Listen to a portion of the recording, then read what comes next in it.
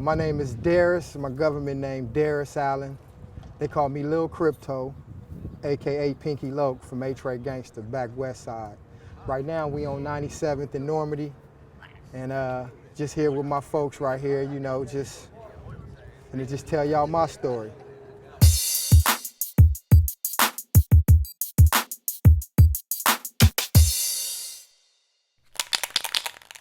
Well, the halfway house is it's like a transitional program, you know what I'm saying? It's supposed to really help parolees like myself, you know, after a long time in prison, you know, get a better transition in life, you know what I'm saying? You go there, I mean, they got good benefits for you because you go there, you got your own room, you know, they feed you 3 times a day, you know what I'm saying? You go through programs and everything, but whatever job you get, they want you to give them 75% of your check, so they save up the money for you while you're in there, and when you leave, you got all that. So, you know, I mean, it's benefits, but, you know, it's all about what you want to do.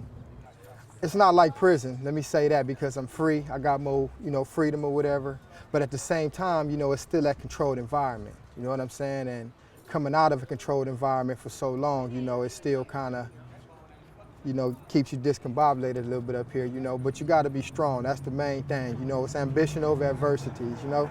Now, I was just out here bad, man, you know, didn't have no money, none of that type of stuff, so, you know, I got into some things, you know, started robbing banks, you know, and actually got caught on the fluke, you know what I mean, and they really railroaded me, you know what I'm saying, and it was bad, me and my partner, you know, and my heart right now today goes out to him because he really had nothing to do with it. You know, still to this day I'm trying to, you know, pick him from that gravel, but we got done bad, you know, 5 bank robberies. Actually, it was like 1 bank and they charged me with 5 tellers, you know, just trying to trump it up. Then they gave me gang allegation, gun allegation. So the time was hectic, football numbers, you know, I went to trial, lost, of course, you know, went to prison, you know what I'm saying, and I'm home now by the grace of God, you know, they reversed everything, you know, just gave me the primary charge, 8 years, and took everything else away. I had to do a little extra because of the little, you know, infractions I was getting into in there, but I'm home, man, you know, by the grace of God, I didn't have to be here. I could have been here 28 years later. You know, the Bible say the belly of the beast.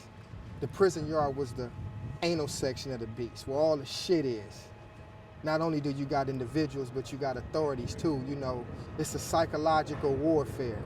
And the best thing that you can do, what a brother told me, is grow up fast and think quick, because that's just how fast it can happen to you. This street here is it's a real reputable street, man. This street now is quiet, but back in the day, I mean, this was the block. From 90 here, 97, 96, 95, this is the block. My grandma stayed right there in this house right here. That was my grandma's house. She still roamed that house right there. The childhood here was, I wouldn't change it for the world.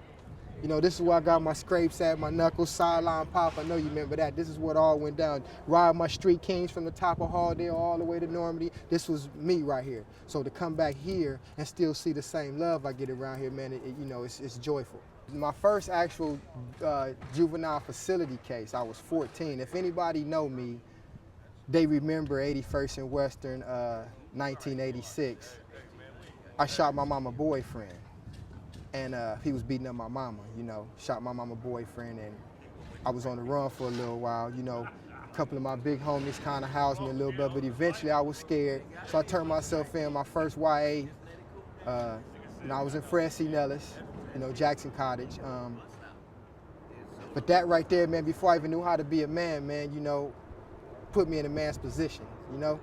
Well, he was beating up on her, and, you know, my mom's had an addiction, so, you know, she was doing her little thing. I just happened to be coming from out, you know, outside, because my apartment was the hangout. You just gotta walk upstairs in my apartment, you know? I just heard some screaming while I'm walking upstairs, you know, I had just came up on me a little nice little 25, you know, I was happy, you know, I'm gang banging now, I'm feeling my oats, you know, and I just hear some screaming.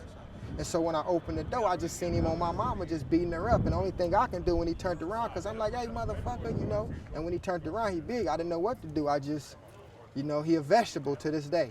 But right here is where I got shot at right here. I had just left, you know, my spot, and I'm walking. You know, I'm on my phone.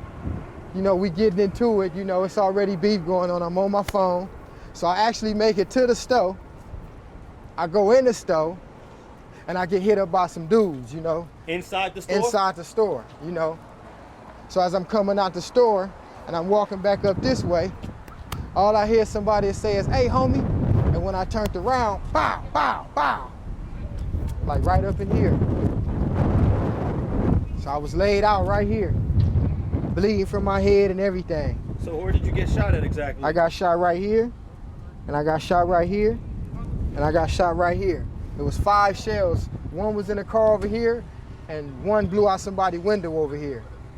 But it's real over here, man. It goes down over here on these parts. Normandie right here, you see the street, huh? Normal man died. That's what this street represents right here.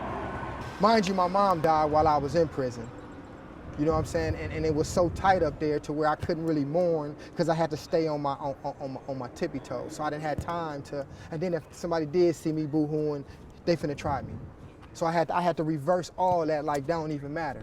But when I was put by myself, man, you know, I really was going through a thing, you know what I'm saying? How I found out about my mom is a phone call.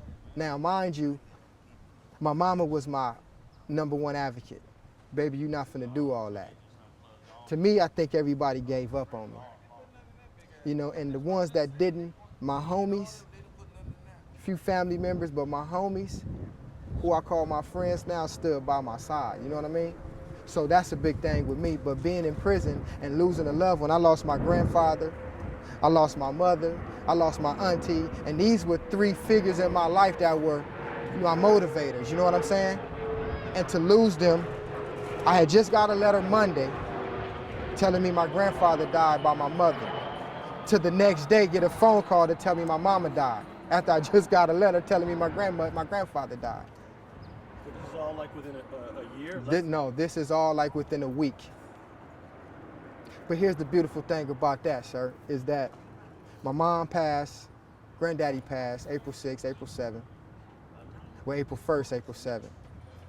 April 29th, they called me back to court and reversed all my time. You know, prison messes you up, man. It's gonna make you or break you, you know what I'm saying? Being that what I inherited from my mother was tenacity, so that's what I use to keep me binded, man, because, man, I can fall off any minute, you know?